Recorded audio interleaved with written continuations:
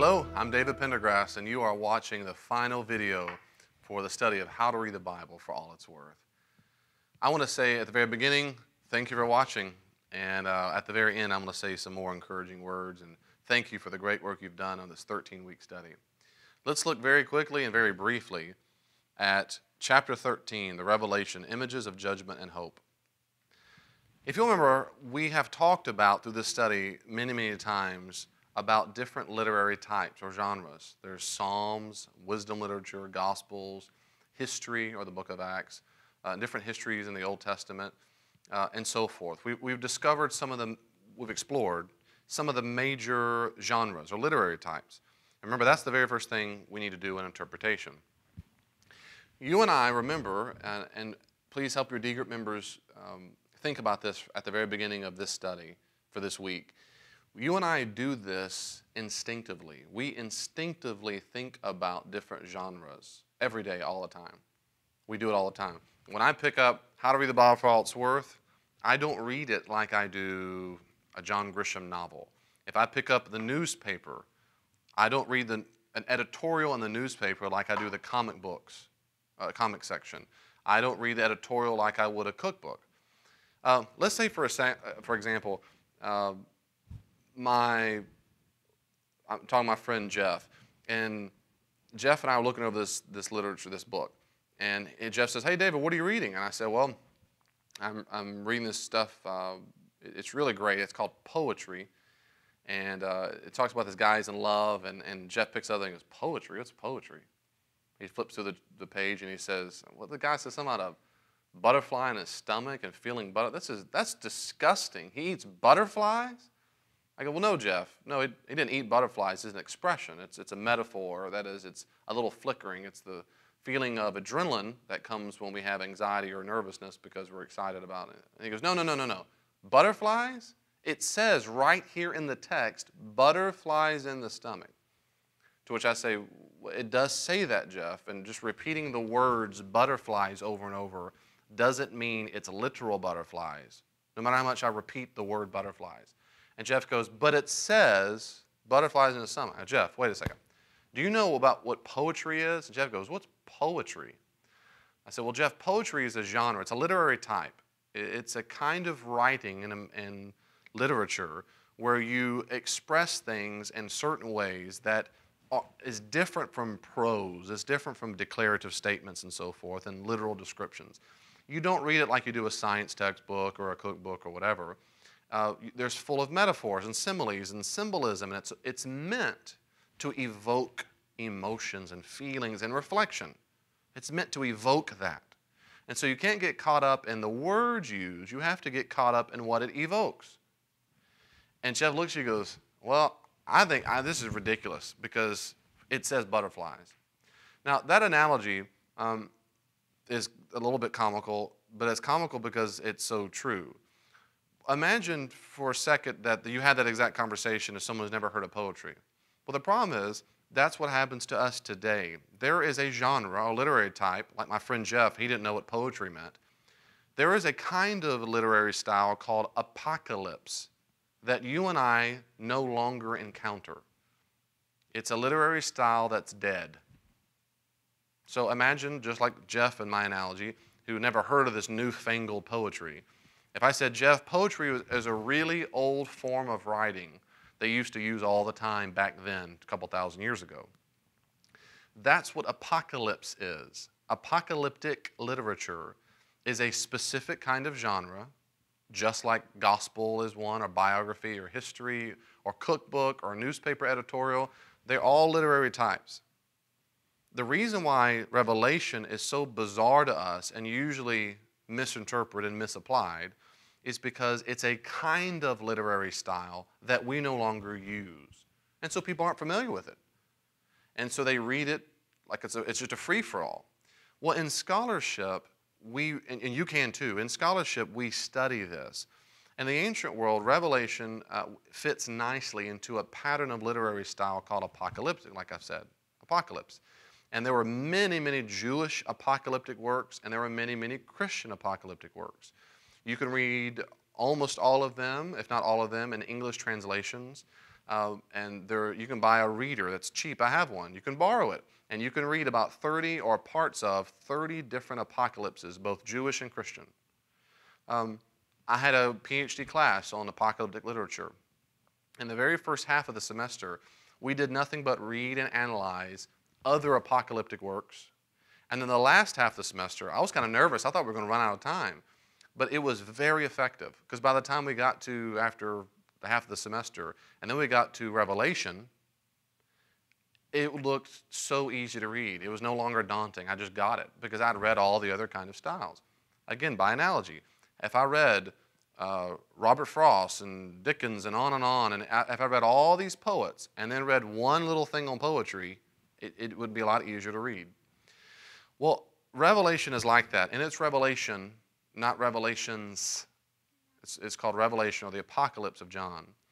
Apocalypse, we'll talk about in a little bit, but it is a bizarre one. Now, Revelation, as we have it, was a popular book in the ancient world. In the ancient world, it was popular primarily in the West. In Asia Minor, many in the Orthodox tradition did not accept the Apocalypse of John as canonical. That is, they didn't want it in their Bible. There's another apocalypse called the Apocalypse of Peter that was more popular. All the way to, in the Eastern Orthodox Church, that's in Asia Minor primarily, it wasn't until, if I understand correctly, the early 800s before the Apocalypse of John was finally admitted into their canon, until they finally said, okay, it is Scripture. But for most of the Western Church, they accepted the Apocalypse of John early on as should be part of the Bible, and no other apocalypses. Like I said, there were others at the time, the Shepherd of Hermas, and others, the Sibylline Oracles, the Apocalypse of Peter. There were several really popular Christian apocalypses that were circulating in Asia Minor and all through the Roman Empire. But the Apocalypse of John won the day as the one that made it into what we call the Bible. Revelation is really three different genres wrapped into one. Three different genres wrapped into one. And it's a letter, it is a prophecy, and it's an apocalypse. Now, I'm going to say something very briefly about these, and you can explore these more in your D group. One, the document, Apocalypse of John, is a letter. It starts out as a letter, it ends as a letter. He's writing to actual churches in Asia Minor at the end of the first century. John, a real human, is writing to actual churches in an actual Asia Minor at the end of the first century. Any interpretation you ever read that has the churches represent huge metaphorical other things has misinterpreted a letter. When John wrote this, he did not write this to other Christians about other metaphorical things. He's writing to actual physical church communities in Asia Minor, of which we have proof of their existence. We have archaeological proof that these churches existed. So letters matter, which means, again, like with Paul's letters and James and John, historical context matters. When he writes to the church in Ephesus, what was going on in Ephesus at the end of the first century? When he writes to Patmos and so forth, we look these cities up in good Bible dictionaries, good Bible commentaries. They'll help us understand why he said what he said. And there's so much more there, but I move on. Number two, it's not just a letter format, it's a prophecy. It's what he considers it to be, a prophecy. Now, I talked about this with the biblical prophets way back in the Old Testament. But you'll remember, a prophet is not just one who just tells the future. A prophet is one who speaks a word for God. He's an oracle. He's just a mouthpiece of God. If right now Mackie ran to the door and said, David, Paul needs you right now, and I would say he's being a prophet. He's speaking on behalf of someone else. Well, John thinks that's what he is. I'm speaking on behalf of God. And what he speaks on behalf of God has a lot to do with the here and now, and it has some to do with the future, just like the ancient biblical prophets. Mostly it's about the here and now, somewhat about the future, but it is a prophecy. Again, he's giving a prophetic talk to actual churches in Asia Minor. Thirdly, it's an apocalypse, and this is where, again, it's an unfamiliar genre, but apocalypse is a full-blown literary type. Here are some key features of apocalypse. So when scholars classify a document and say, this is poetry, this is prose, this is a history, this is an apocalypse, there are certain features of apocalyptic literature that all New Testament scholars have, on which they have consensus. One is apocalyptic authors used Old Testament texts for their primary source or foundation of images, such as Ezekiel 40 to 48, Daniel 7 to 12, Zechariah 1 to 6, and segments of Isaiah. That is, you can't really understand Revelation or any apocalyptic literature unless you understand those Old Testament texts. And yes, that would take a long time to look up every reference, because he references in Revelation hundreds, I think it's over 500 allusions to the Old Testament. So he knew his Old Testament very well, and he uses them as a bag of resources to apply metaphors and images. He doesn't always use it the same, but he does use it as a source. And I'm going to say here, right here, you cannot fully understand Revelation without studying these prophetic foundations. Moreover, since this literature began in moments of crisis or oppression, apocalyptic authors kept the emphasis upon judgment and salvation. That's what the Old Testament prophets did. They just typically postpone those into the future when it's all oppression would cease.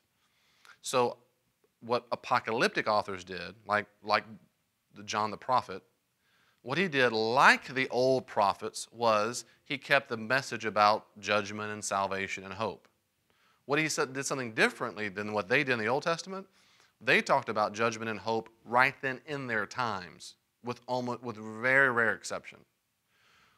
John and other apocalyptic authors, they say it is about salvation and hope, but it's about a salvation and hope that will only come when the entire world is done away with and there's a brand new heavens and new earth. So it postpones the final consummation. It postpones the final defeat of the enemies and the final victory of all God's people.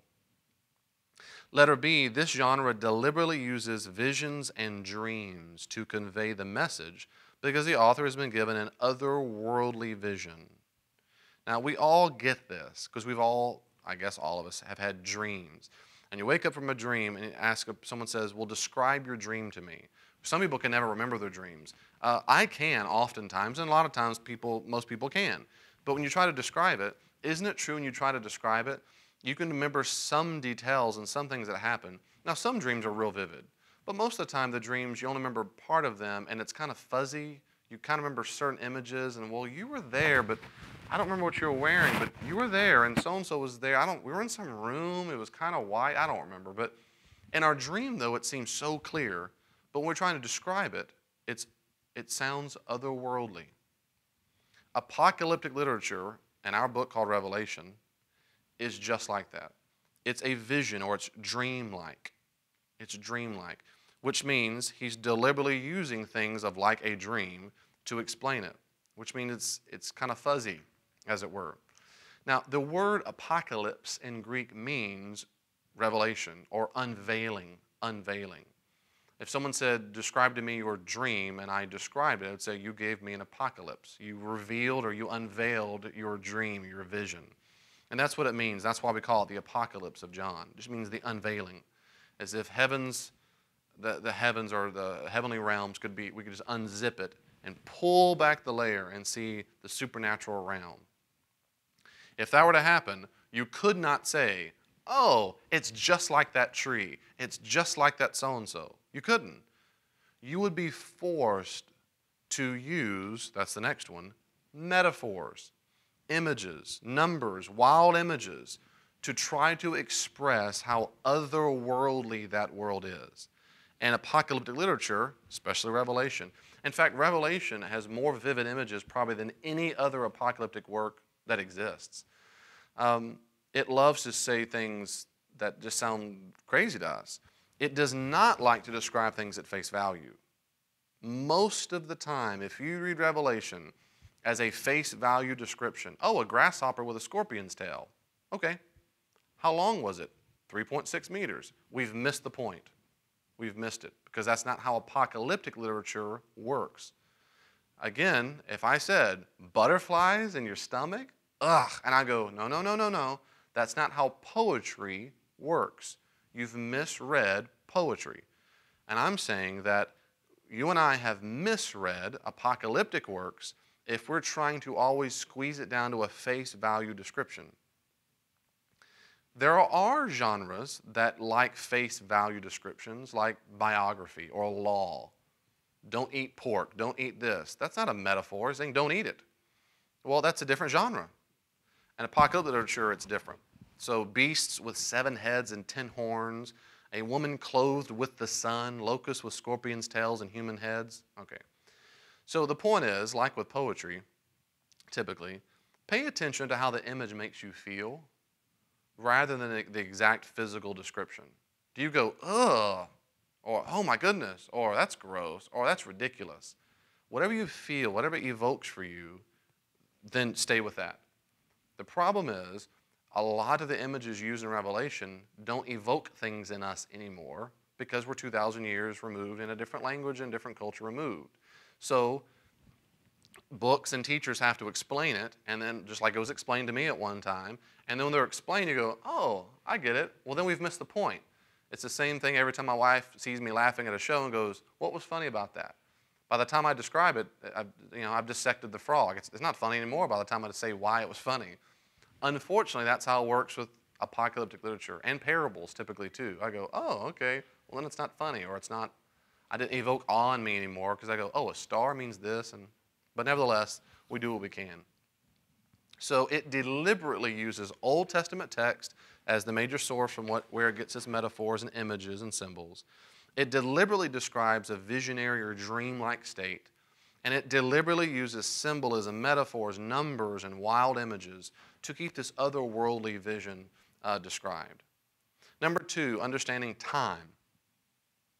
Apocalyptic literature is not concerned with giving detailed chronology, contrary to nearly every popular interpretation. That is a mishandling of apocalyptic literature. If you said, I want to read a detailed chronology for a cookbook, you would do well. Because when it says 25 minutes at 350 degrees, it's not a metaphor. It's not a parable. It's not a symbol. It means 25 minutes. 25 divisions of 60 seconds. Or multiples of 60 seconds. In apocalyptic literature, it's not that way.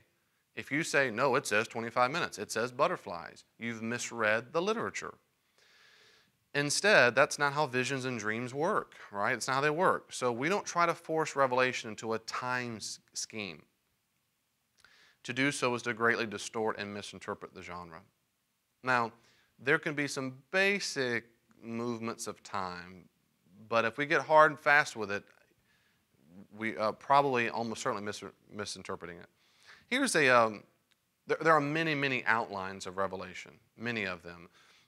There's one I find the most compelling, and I've looked at many of them. The one I find most compelling is by a former professor of mine, a New Testament scholar named Charles Talbert, who teaches at Baylor University. And this is straight from him.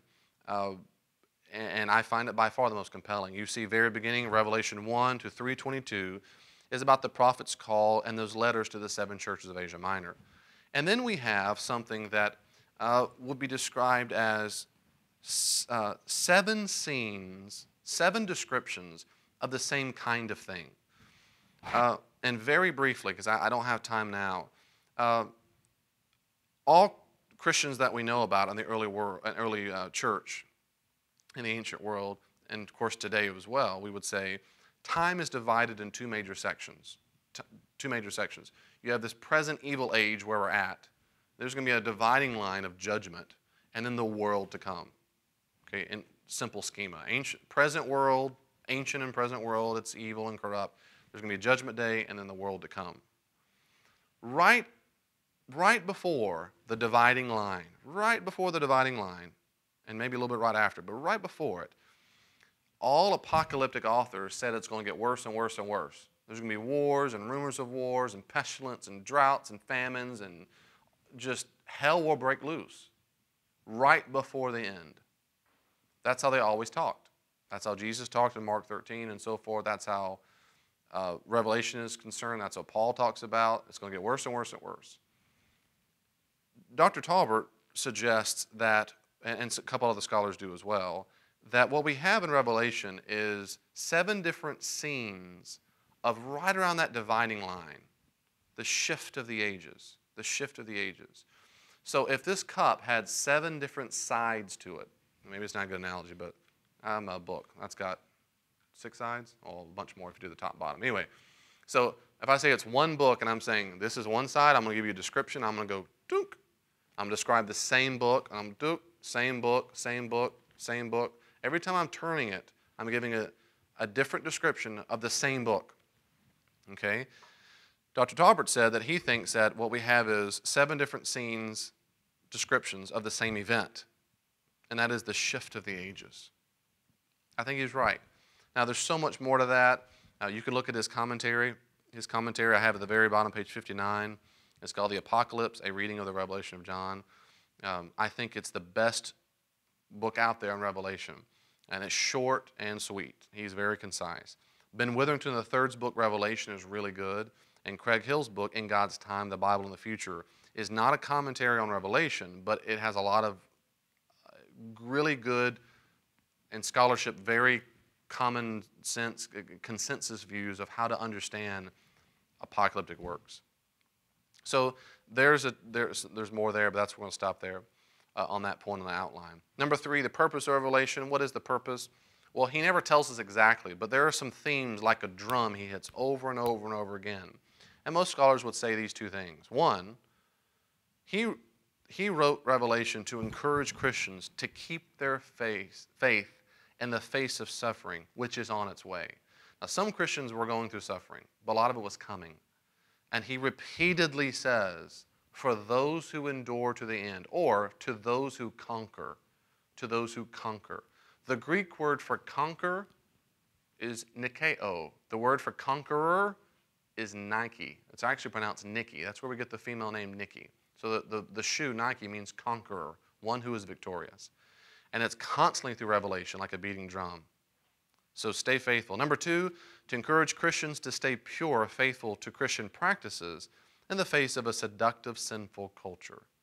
Now you tell me if those points 1 and 2 don't apply to us today. Of course, there's so much more here. Now, I did a study on Revelation here at the church last year, and I have a packet of all the outlines I use and a recording of every single session besides the first one. And I can get a copy to you if you want.